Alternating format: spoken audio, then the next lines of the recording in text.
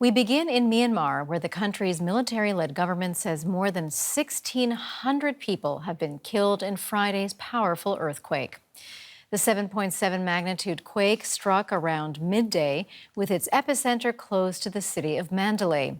That was followed by several aftershocks, and destructive tremors were also felt in neighboring Thailand. Kit Miyamoto is an earthquake structural engineer and an expert on disaster risk reduction and response. He explained to us earlier what made this earthquake so destructive.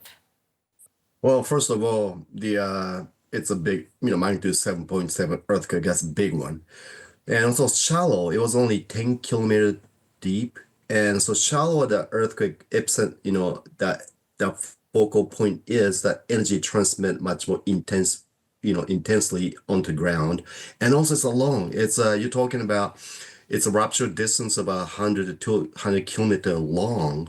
So that's affected almost 13 to 14 million people. That's why it's such a impactful here. We also saw just how many buildings completely crumbled.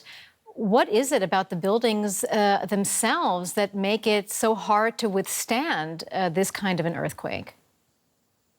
Yeah, I mean, it's affected about 160 to 180,000 buildings, which we actually analyzed that.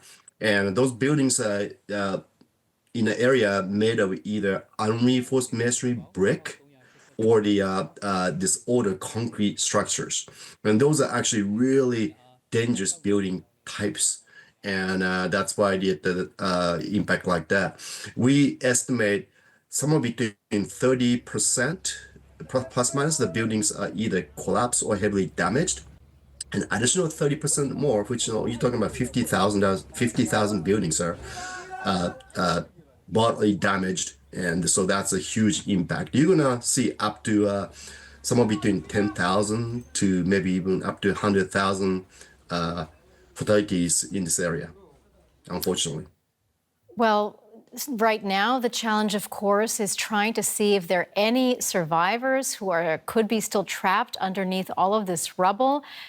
Talk us through the challenges that search and rescue workers are facing. It's a challenge because of the one thing is still there's a huge risk exist. There will be aftershocks for this coming weeks and a month, and up to even after 1 year even for this magnitude 7.7 event like this one. So there's a risk to the urban search and rescue team in the building to help people.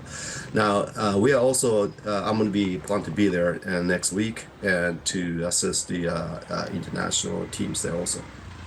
And I'm sure they'll be very thankful for your professional support. But, just looking at the scale of the destruction, what would it take to rebuild? And if you were in charge of rebuilding, what would you recommend people in Myanmar and possibly also in Thailand do differently when it comes to constructing or rebuilding homes? I think it's key here is don't change too much. Actually, using the brick or concrete is okay. It's just that make sure the training to the masons and laborers and contractors and engineers so they can use these materials the correct way to make the earthquake resistant. I think that's very important to try to use the locally available materials. That's really critical. Now for the Thailand's case is a little bit different, and it's a rich country. But earthquake could never been taken so seriously, and that's the issue there. So there's no tradition of earthquake engineering. Now the Bangkok is so far away, 1,000 kilometers away, but they sit on a soft soil and a lot of high-rise buildings. So even that earthquakes are far away, if the soft soil, tall buildings, it shakes a lot. That's why what you saw out there. And that's actually really dangerous. So those buildings need to be seismically strengthened also. That was the earthquake structural engineer, Kit Miyamoto, speaking to us from Los Angeles. Kit, many thanks indeed for all of your insights.